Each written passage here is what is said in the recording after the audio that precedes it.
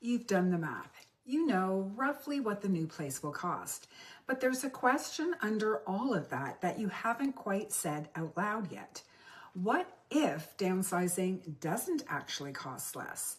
That question is more common than you think, and the fact that you're asking it means you're thinking about this the right way, because the real cost of a move is almost never just the number on the listing. And today I want to walk through what it actually looks like so that you can plan clearly and move forward with confidence. I'm Evelyn Lopes, a realtor with RE/MAX Realty Services here in the Caledon and Northwest GTA. And I've been helping homeowners through major life moves for, well, over 35 years.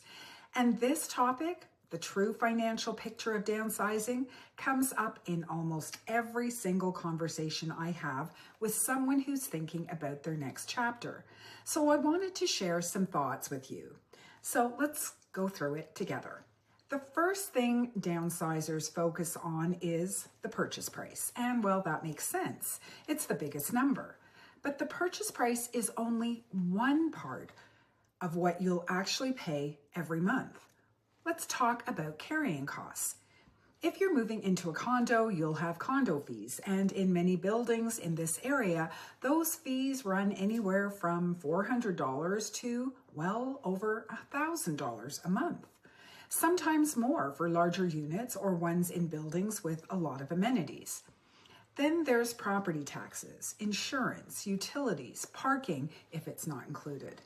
None of these are surprises. They're just costs that often don't get added up early before the decision is made. And here's the part that catches people off guard. Those carrying costs can sometimes be higher in a condo than what they were paying in a house. And it's not because the home is more expensive, but because the structure of the costs is different. A detached home in Caledon might have lower monthly fees, but higher maintenance responsibilities. And a condo shifts some of that into the monthly fee, but the fee is always there whether anything needs fixing or not. And the goal is not to be scared of these numbers. The goal is to know them before you fall in love with a floor plan. One of the most common things I hear from downsizers is this: we're going smaller, so it should cost less. Well, sometimes that's true, and sometimes it's not. A lower purchase price does not automatically mean lower monthly costs, lower stress, or a simpler financial life. If the smaller home is further from family, you're paying for that in gas and time. If it's an older bungalow, you may be looking at updates sooner than you think. If it's a condo with amenities you'll never use, you're paying for those in your monthly fee. None of this is a reason not to move. It's a reason to look at the whole picture, not just the sale price. The question I always encourage people to ask is this: does the home fit my life for the next 10 to 15 years? Financially, physically, and practically. If the answer is yes, the numbers often work out. If the answer is uncertain, let's figure out why before you sign. The third consideration I want to talk about is the repair cushion and the transition buffer. This is the piece that most people do not plan for, and it's one of the most important. When you sell your home and buy the next one, there's a window, and sometimes it's a few months, sometimes longer, where the costs of both transitions overlap. Moving costs, storage, possible carrying costs on two properties if the timing doesn't line up perfectly. Updates or paint in the new place before you move in, and then there's the repair cushion. Even in a condo, things happen. A new appliance, a repair, the condo fee doesn't cover, a medical expense that arrives at the same time as a plumbing issue.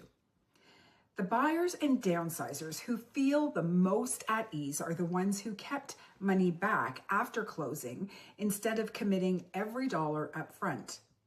I've seen it repeatedly over 35 plus years. The cushion doesn't just protect your finances, it protects how you feel in the new home. And there's a very different emotional experience between moving into a place with a buffer and moving in with nothing left over. If you can leave yourself 3 to 6 months of breathing room, do it, even if it means buying slightly less than you were approved for. And here's what the most comfortable downsizers do differently. After all these years, here's the pattern I see most clearly. The downsizers who look back on their move with the most peace of mind are not the ones who got the best deal. They're the ones who understood the full cost before they committed. They asked about condo fees and what those fees covered. They got a home inspection on the new property, even if it was a condo. And they sat down and added up all the monthly numbers, not just the mortgage. And they gave themselves time. They didn't rush the decision because someone else was ready to move faster. The timeline that is right for you is the one that lets you feel clear and settled, not pressured. Thinking locally in terms of the Caledon and Northwest GTA context, in this part of Ontario, Caledon, Orangeville, Brampton, Halton Hills, Erin, the downsizing market has its own shape. A lot of homeowners that I work with have lived in their homes for 20, 30, sometimes 40 years. They've built up significant equity, and they want to use that wisely to fund the next chapter without financial stress.